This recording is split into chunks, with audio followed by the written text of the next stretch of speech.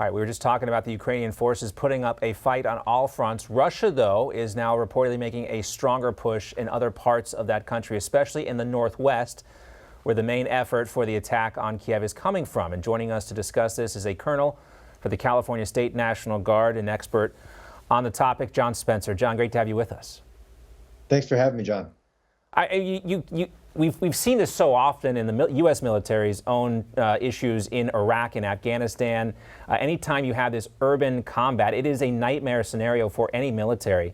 But what is going through Vladimir Putin's mind right now? It would not seem rational to a lot of us to think that he's actually going to have a 40-mile-long convoy that's bogged down with issues actually infiltrate these cities.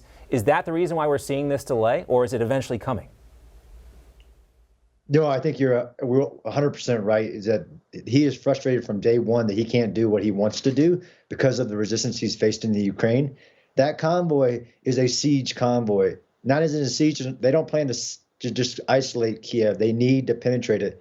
And just like you were just talking about, 70% of the forces, according to the DOD, are running out of food and ammo. So now it's a caged, cornered bear that's going to get even worse viciously in a fatal attempt to try to achieve what it wants. But look how bad they've done. They don't control a single urban area at this point. And there's a big difference between getting into an urban area and controlling it. So I'm really hopeful for the Ukrainians. Yeah, I mean, we saw how easy it is to invade a country like Iraq and move it into those cities, and then holding the cities is a much different scenario. And that's what, Vladimir Putin is faced with if the Russian military does go inside these cities. The difference, though, is instead of the insurgents being backed by terrorist states, the insurgents would likely be backed by a lot of European countries as well. At this point, a lot of the intelligence estimates that eventually the Ukrainian forces would fall. But is that a foregone conclusion? Do you think that the Ukrainian military could actually hold on to these cities? I 100%, as an individual who studied urban warfare for over 10 years, I was a part of the Iraq invasion. Ukraine is not Iraq. We did not face this level of resistance, and we only had about 177,000 in all of the coalition forces. Absolutely, Ukraine can hold with what they're doing and the resistance they're doing. It's historic. It's more like World War II battle, large-scale battles, and Putin didn't bring what he needs.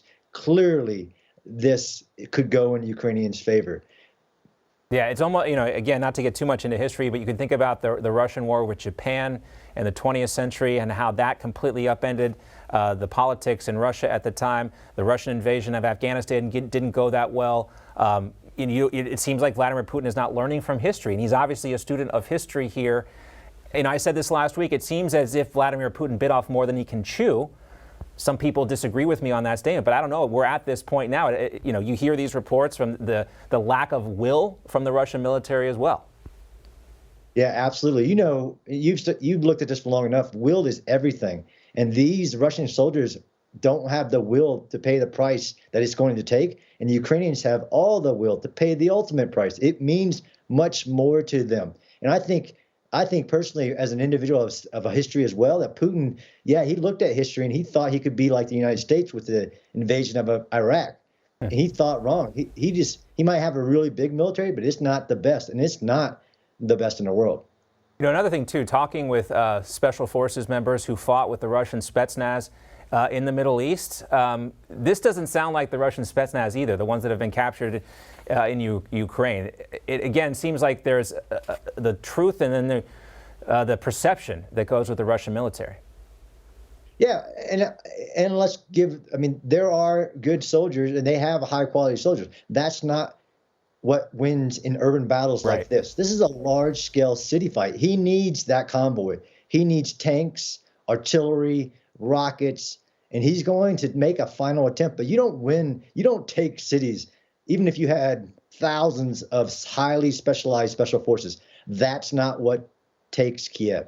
Right. Yeah. You think about urban warfare, and you think about William Tecumseh Sherman's message on war. War is hell, and there is no way around it. And that's what this would be for the Russians and the Ukrainians, of course. And we're all watching in anticipation. John, thank you for your time. Great analysis. Thank you, John.